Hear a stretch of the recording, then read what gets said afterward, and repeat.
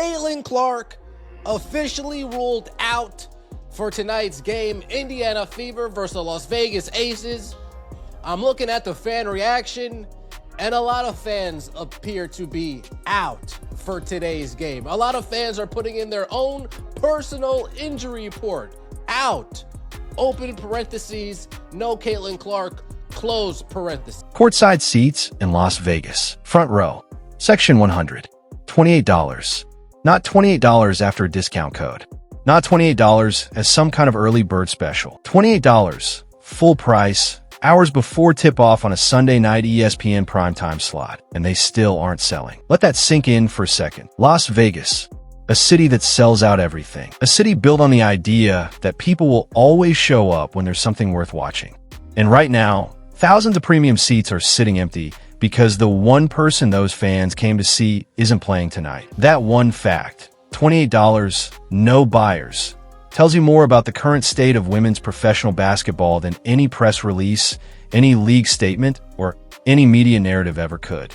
Because markets don't lie. $28 for $50, and even those tickets aren't selling. Even the cheap, good seats aren't selling. The Indiana Fever put out their own injury report last night. The reaction, yikes. Let's get right into it, shall we? Like the video, hype the video. Let me know your thoughts. Ticket prices don't perform for the cameras. When seats go unsold in a building that usually fills up, that's reality cutting straight through the noise. And tonight, reality is sending a very loud message. Before we get into all of it, and there's a lot to get into, if you're finding this breakdown useful, go ahead and hit that like button and subscribe. It genuinely helps, and we've got a lot more of this kind of deep dive content coming. Now, let's get into it. Here's the thing about the ticket pricing situation. It didn't happen in a vacuum. This wasn't some random off night where circumstances aligned poorly. This was a predictable, measurable, almost mathematical consequence of a series of decisions that have been building all season long. When Caitlin Clark played in Las Vegas earlier this season, those same Section 12 seats were going for $200, sometimes $300. The building was packed. The energy was the kind you feel in your chest. People flew into Vegas specifically for that game. They weren't there for the city. They were there for her. Fast forward to tonight. Caitlin Clark is on the injury report with back issues. A'ja Wilson, arguably the most talented player in the league, is also out. Clark, no A'ja Wilson. We have Stephanie White's lackluster offense. We have Stephanie White's lackluster defense. And fans just simply aren't excited for it. Especially after the runaround we went through last year, not watching Caitlin Clark for 75% of the season. Many fans don't want to go through the same song and dance again. We went through it last year. And suddenly, those $200 seats become $28 seats that still can't find buyers. Section 3, $35. Section 13, $33. Phenomenal views, prime locations, prices so low you could almost call it a gift, and still the seats sit empty. Fans online aren't being subtle about it either. They're posting their own injury reports. Out. Reason listed as no Caitlin Clark. Some are saying they're going to catch an evening movie instead. Others are saying they already tried watching games without her last season, and they're simply not willing to go through that again. These aren't casual complaints. This is a fan base making a coordinated economic decision, and they're being remarkably transparent about why. Doesn't even mention Caitlin Clark and the hate that Caitlin Clark gets. Doesn't even mention Sophie Cunningham and the hate Sophie Cunningham gets. And pretty much says, if you don't think like me, walk like me, act like me, talk like me, well, you're not a WNBA fan, and we really don't want you here. Many fans are saying, okay, you don't want me here? Okay, I won't be here. Let's take a look, shall we? Status report for tonight's game now, at Las Vegas. They're in Las Vegas, ESPN, prime time, part of this new... What makes this even more significant is the context surrounding that game. ESPN moved it into their Sunday night primetime slot. They bumped Sunday Night Baseball for this. That's not a small thing. That's a network making a major programming decision based on the belief that this matchup could deliver real numbers. And now, they're locked into broadcasting a game between two depleted rosters, no star power on either side, to what industry insiders are already projecting will be a deeply disappointing audience. Against the Liberty, it was down 600,000. So, though the number was still good, we are seeing a decline. I am interested to see if tonight's number on ESPN, where that number is. I'm expecting below 1.5, but are we going to get in the 1.2 range, 1.1 range? I am interested to see what it looks like. All I wanted this year was to watch Caitlin play basketball. I guess it was too much to ask for. Already missing our third game. What you meant to say is Caitlin Clark is out with back issues because Stephanie White and the Fever organization don't have her back. I'm out. Won't be watching. The irony almost writes itself. The WNBA finally gets the showcase slot it's been asking for, and this is the moment it delivers. Now let's talk about how Caitlin Clark ended up on that injury report in the first place. Because this wasn't some freak accident. This wasn't an unlucky landing or a collision that nobody could have anticipated. Clark has been taking a beating all season. Game after game, she's absorbed contact that would have drawn immediate responses from coaches, officials, and front offices in virtually any other professional sports context. The Kennedy Carter hip check that circulated everywhere online. The repeated flagrant fouls that somehow weren't being called flagrant. The constant physical contact, the grabbing, the holding, the bodying that referees consistently let slide without explanation. And through all of it, the Indiana Fever's organizational response was essentially silence. No press conferences demanding better officiating protection. No public statements defending their player. No visible strategy from the coaching staff designed to minimize the abuse Clark was absorbing. Just quiet acceptance of a situation that was visibly escalating week by week. Back injuries don't just appear from nowhere. They develop, they build. They're the product of accumulated stress on a body that's been hit repeatedly without adequate recovery time or institutional support. Whether Clark's specific injury is directly connected to the physical treatment she's received all season is something medical professionals would need to evaluate, but the timing is difficult to ignore. Coach White's post-game outrage doesn't excuse her failure to protect star player on the court. Wish they would tell us more about her back. Is it chronic or due to an injury? Back problems are not minor injuries. Indeed so, Hallie. But the thing is, if they were to be honest with us and upfront about what the severity of the injury is, well, then they're losing potential people buying tickets.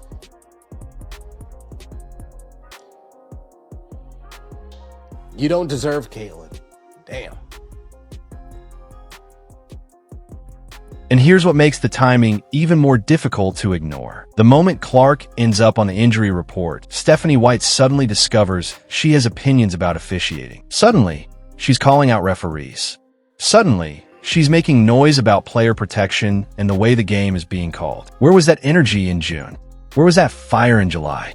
Fans are asking that question right now, loudly, and the answer they're arriving at isn't flattering for the coaching staff. Let's be precise about what happened here, because the details matter. Stephanie White stayed quiet through months of escalating physical play directed at her star player. She didn't pull the team off the floor.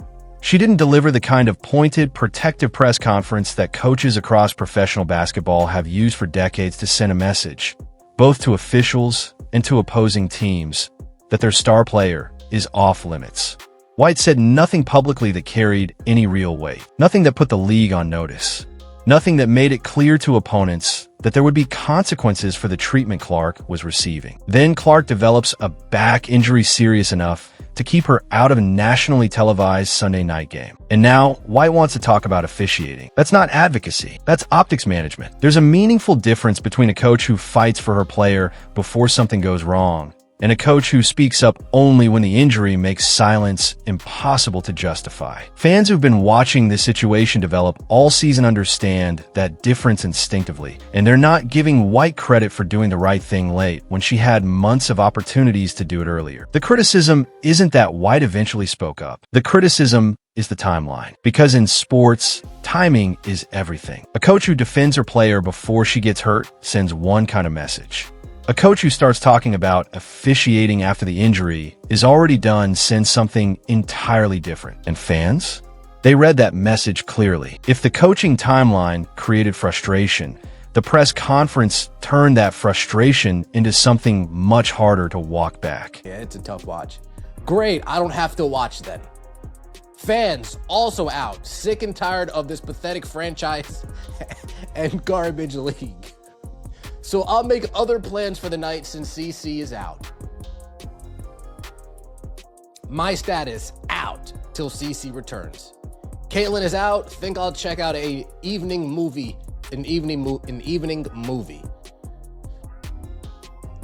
Damn. She needs to immediately walk away. Stephanie White held a public statement defending De'Erica Hamby following the controversy surrounding comments made by Liz Thomas.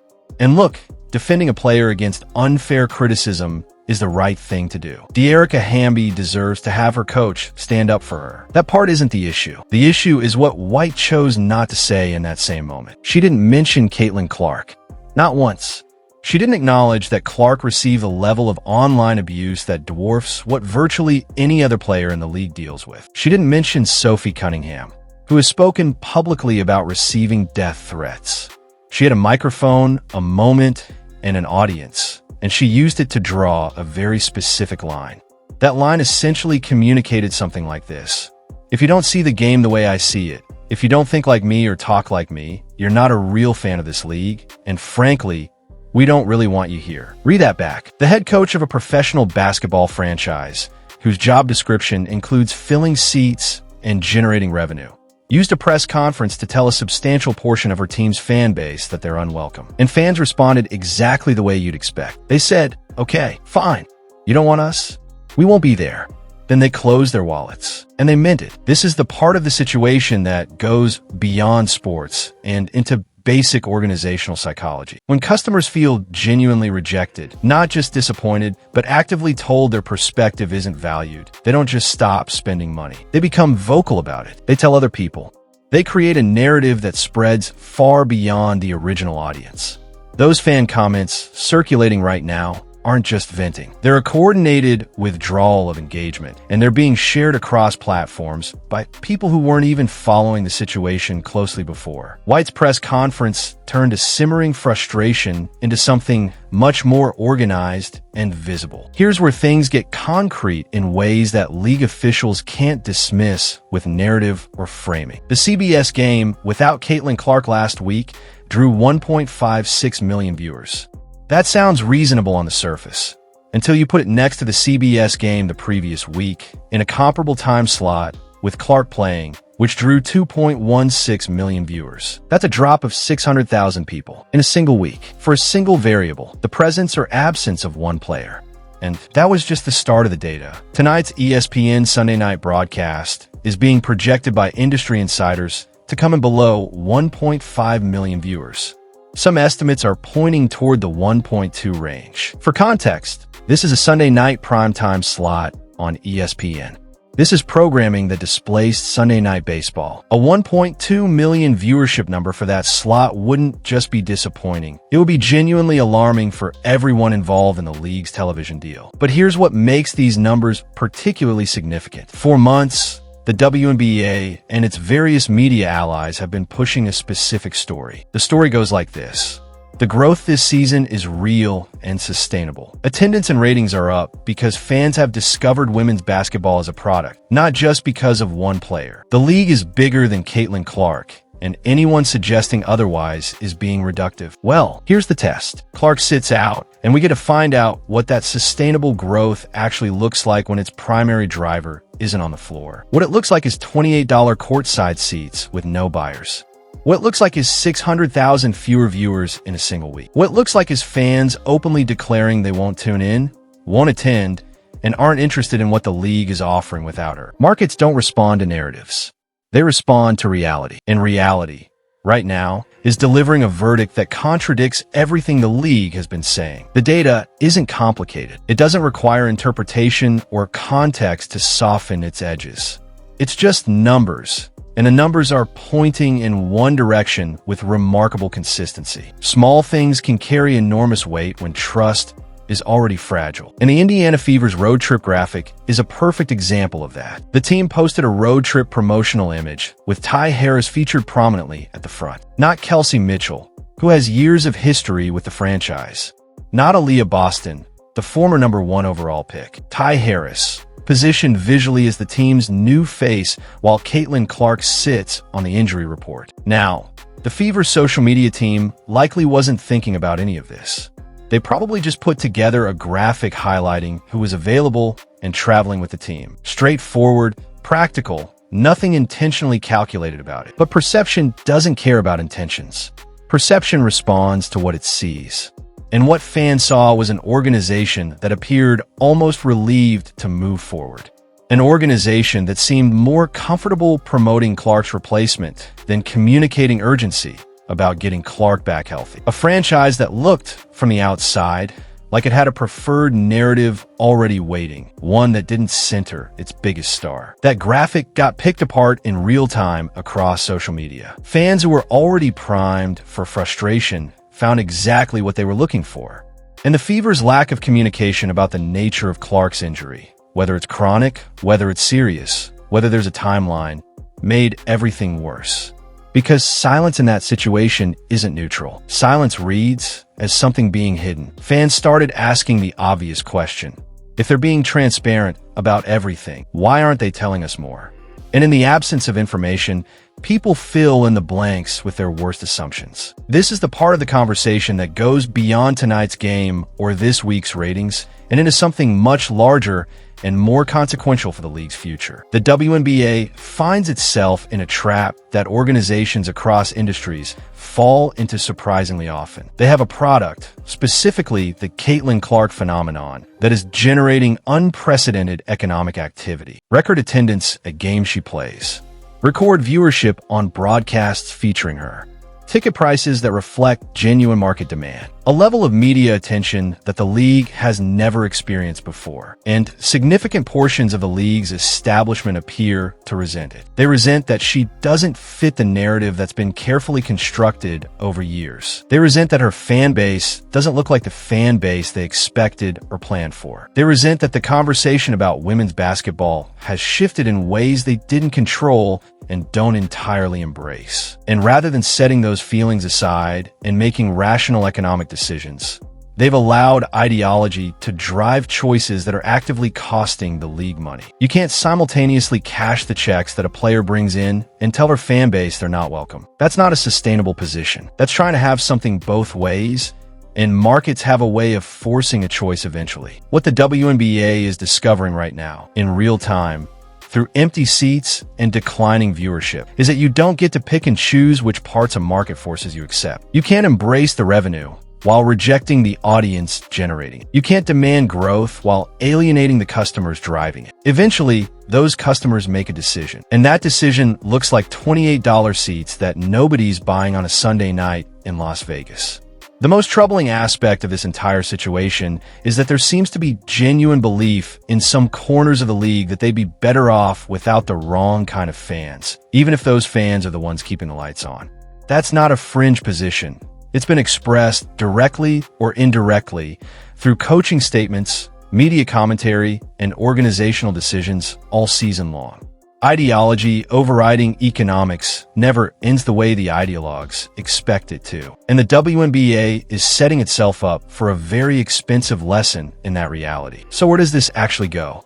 Because what's happening right now isn't just a rough week or a bad news cycle. There are real structural consequences building beneath the surface. Scenario 1. Clark comes back, the physical treatment continues, and the league doesn't implement meaningful changes to protect her. She keeps absorbing contact. She keeps ending up on injury reports. Her fans keep tuning out when she's not available. And the gap between what the league claims its growth represents and what the data actually shows keeps widening until it becomes impossible to ignore publicly. Scenario 2. The economic pressure finally forces accountability. Someone in a position of real authority looks at these viewership numbers, looks at these ticket prices, and decides that the ideological comfort of certain people inside the league isn't worth what it's costing at the box office. Coaches get held accountable. Protection standards get enforced. The fan base that Clark brought in gets treated like the valuable economic constituency it actually is. Scenario 3. And this is the one that should genuinely alarm everyone running the league. Clark or her representation decides that the situation isn't going to change, that the organization doesn't have her back, that another opportunity, whether that's a different team, a different league structure, or simply stepping back, is more appealing than continuing to absorb physical punishment without institutional support. If Clark leaves, or even publicly expresses frustration with her situation, the consequences would extend far beyond one player's career trajectory. The fans who are currently posting injury reports as jokes and going to evening movies instead of watching tonight's game, they be gone. Not temporarily, gone in the way that audiences go when they feel genuinely betrayed, which is a very different and much harder to recover from kind of gone. And here's what makes all three scenarios particularly uncomfortable. None of this required a crisis to prevent. The formula for success was remarkably straightforward. Protect your star player.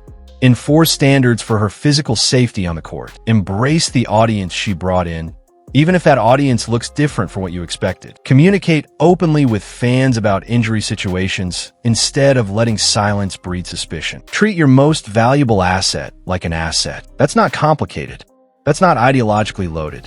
That's just basic, competent organizational management. But the WNBA has spent the better part of this season making the complicated choice when the simple one was right there. And now the consequences are arriving in the most visible, measurable way possible, in ticket prices that tell the whole story and viewership numbers that don't require any interpretation. When ESPN's cameras pan across those empty courtside seats tonight, you're not watching a story about one player missing one game. You're watching a story about what happens when an organization consistently prioritizes the wrong things. When coaches protect their comfort zones instead of their players.